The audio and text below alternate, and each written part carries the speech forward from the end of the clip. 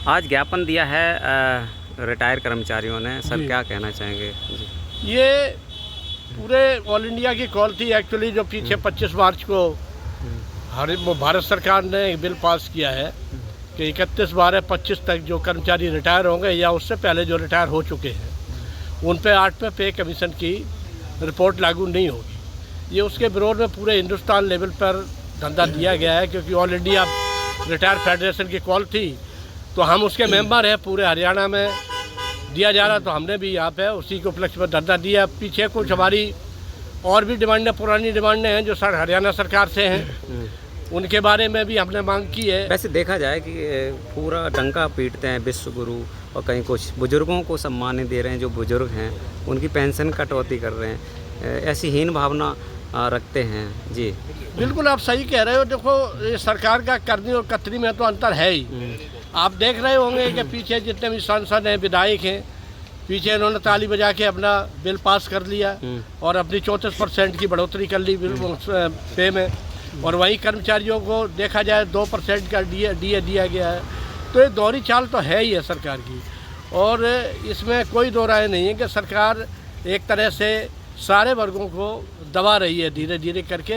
मतलब छोड़ा कोई नहीं जा रहा, चाहे वो कर्मचारी रिटायर हों, चाहे मौजूदा कर्मचारी हों, चाहे किसान हों, धीरे धीरे सभी का नंबर आ रहा, बच कोई नहीं रहा है। बच कोई नहीं रहा। हाँ, तो ये अभी कोई ये सोच रहा हो कि हम इससे बच जाएंगे, ये और लोगों पे कार्रवाई हो रही है, इसमें कोई भी नहीं बचेगा।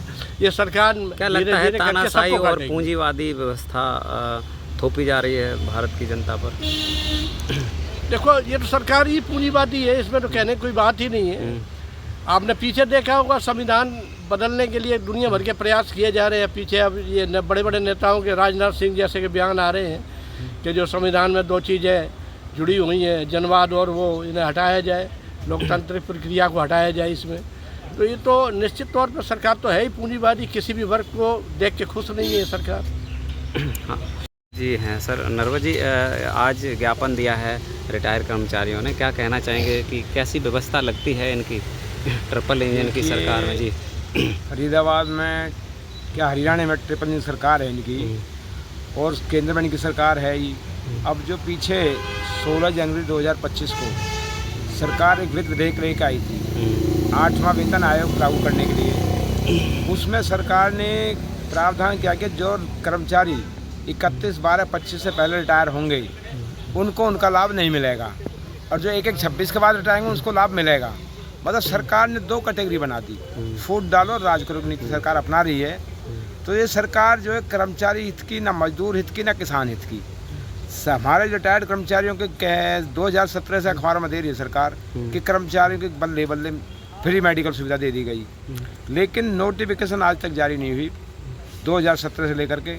अब कुछ बीमारियों का था जिसमें एक आदमी मरेगा, बढ़ाने से बाहर करे हैं, उसका एक्चुअल चेहरा दिखा दिया, तो उसके खिलाफ सरकार करेगा, उसकी सुनवाई कहीं नहीं होगी। अब ले दे करके किसके ऊपर उम्मीद टिक रही थी हमारी? अगर कोई नहीं सुनेगा तो हम कहां चले जाएंगे? कोर्ट में चले जाएंगे, और कोर्ट भी सुप्रीम कोर्ट। सुप्रीम कोर्ट के चीफ जस्टिस ऑफ इंडिया जो इससे पहले थे, बीजेपी के एमपी निशिकांत दुबे ने उनको भी धमका दिया। क्या बोला मालूम?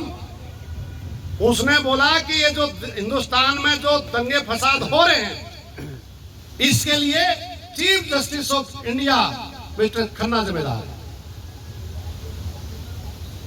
ये बोलना कोई साधारण बात तो नहीं है। उसके बाद, उससे पहले हमारे जो उपराष्ट्रपति महोदय हैं, उन्होंने क्या बोला? उन्होंने बोला कि चीफ जस्टिस ऑफ इंडिया को शपथ कौन दिलाता है? चीफ जस्टिस ऑफ इंडिया को शपथ कौन दिलाता है? राष्ट्रपति। बोला जो शपथ दिलवाता है चीफ जस्टिस ऑफ इंडिया, क्या उसको आदेश दे सकता है? एक ये छोड़ दिया। वो क्या मामला था? जो विधानसभाएं हैं स्टेट में जिसकी सरकार है बीजेपी से अलग, वो जो बिल पास कर रहे हैं उन पे गवर्नर और राष्ट्रपति ऑफिस दस्तखत नहीं हो रहे, वो लंबित पड़े हुए हैं। वो सरकार कह रही है कि चुनी हुई सरकार हम है, जवाबदेही हमारी है, और जब दस्तखत नहीं होंगे, कानून नहीं बनेगा, तो हम कैसे लागू करेंगे। इसलिए वो गए सुप्रीम कोर्ट में, और तब सुप्रीम कोर्ट ने कहा कि 3 महीने के अंदर दस्तखत चाहे राष्ट्रपति के हैं चाहे गवर्नर के हैं वो करने पड़ेंगे, या उसको वापस करो। और अगर हमारे कॉन्स्टिट्यूशन में अगर वो वापस होंगे तो फिर वापस भेज देंगे, तो वो दस्तखत करने पड़ेंगे। वो ये कहना चाहते हैं कि देश की संसद सर्वोपरि है, उसको कोई आदेश नहीं दे सकता। लेकिन हम जो बोल रहे हैं, ना देश की संसद सर्वोपरि है और ना ही सुप्रीम कोर्ट सर्वोपरि। सर्वोपरि कौन है? जनता। इस देश का संविधान। संविधान से चलेगा सुप्रीम कोर्ट भी और संसद भी, और उसमें लिखा है कि एक विधायिका होगी, एमएलए और एमपी, वहां कानून बनेगा, कार्यपालिका उसको लागू करेगी। अगर कोई असंवैधानिक कानून बनेगा तो सुप्रीम कोर्ट उसमें हस्तक्षेप करेगा और उसको रद्द करने का अधिकार भी उसको है। इलेक्ट्रोल बॉन्ड का कानून असंवैधानिक करार देते हुए उसको रद्द करने का काम देश के सर्वोच्च न्यायालय ने किया। आज उसको भी धमकाया जा रहा है। आप समझ लीजिए कि हमारा रास्ता क्या होगा। कुछ उसमें किसान है, मजदूर है, पेंशनर है, अब इनके ऊपर भी शिकंजा करने का काम ये 4 लेबर कोड बना करके कर दिए। भाषण चल रहे हैं कि हम 4थे नंबर पर सबसे मजबूत अर्थव्यवस्था बन गए हैं। बेशक बने नहीं है, बढ़ जाएंगे, लेकिन 1 नंबर पर जिसकी अर्थव्यवस्था अमेरिका की है, उसमें एक आदमी की प्रति व्यक्ति प्रति साल आमदनी लगभग 80,000 US डॉलर है, और जो 4थे नंबर पर हम हैं, हमारी 2601 US डॉलर है। 50 साल लग जाएंगे, बराबर नहीं जा सकते। और अगर हम हैं, मान लीजिए, तो फिर 80 करोड़ लोगों को 5 किलो अनाज क्यों दे रहे हो? हम तो मजबूत हैं, लेकिन हालत ये है कि हमारे चाहे मानव विकास सूचकांक है, चाहे हमारी भुखमरी है, 15 से और 25 साल की महिलाएं, 58% महिलाओं में खून की कमी है, 58.1%। और देश विकास कर रहा है, विश्व गुरु बनने वाला है। क्लासरूम में गुरु नहीं, कॉलेज में गुरु नहीं, यूनिवर्सिटी में गुरु नहीं, बगैर गुरु विश्व गुरु बन रहा है।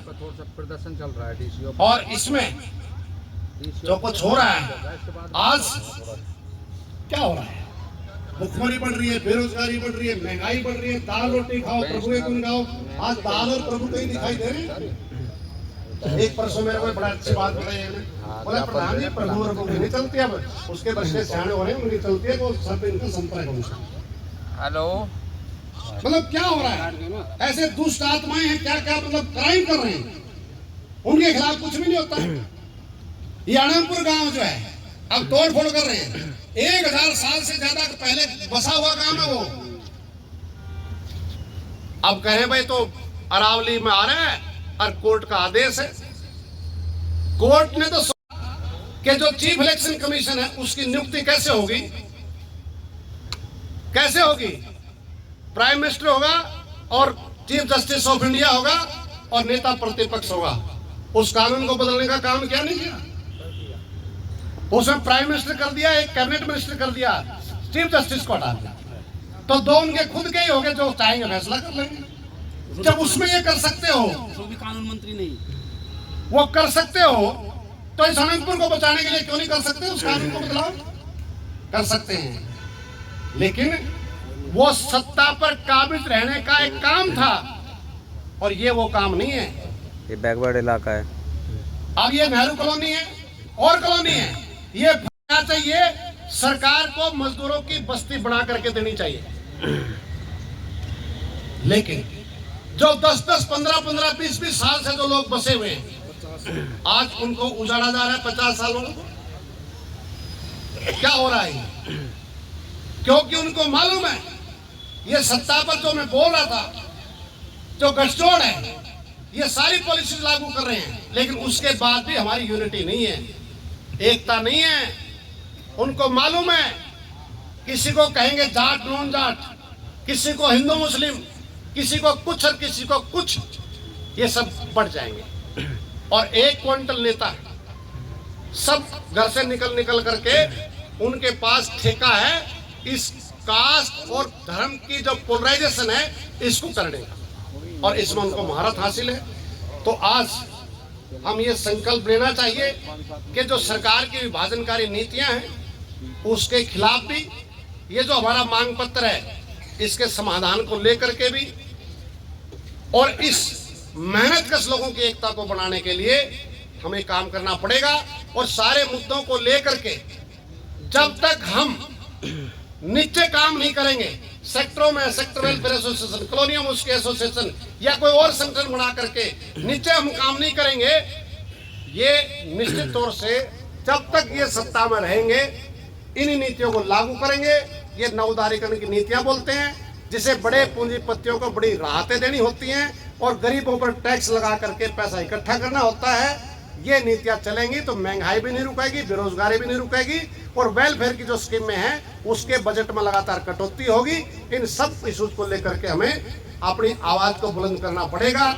और ये ध्यान रखें, नगर निगम से तो हमारे पेंशन काफी संख्या में आए हैं, लेकिन और भी विभाग के लिस्ट बना। ताकि अब मैं अनुरोध करूंगा हमारे बीच कर्मचारी संघ के जिला प्रधान आए अपनी टीम का साथ समर्थन है, उनसे भी मैं अनुरोध करूंगा कि 2 मिनट जिंदाबाद जिंदाबाद कर्मचारी एकता जिंदाबाद जिंदाबाद जिंदाबाद रिटायर्ड कर्मचारी संघ हरियाणा जिंदाबाद जिंदाबाद जिंदाबाद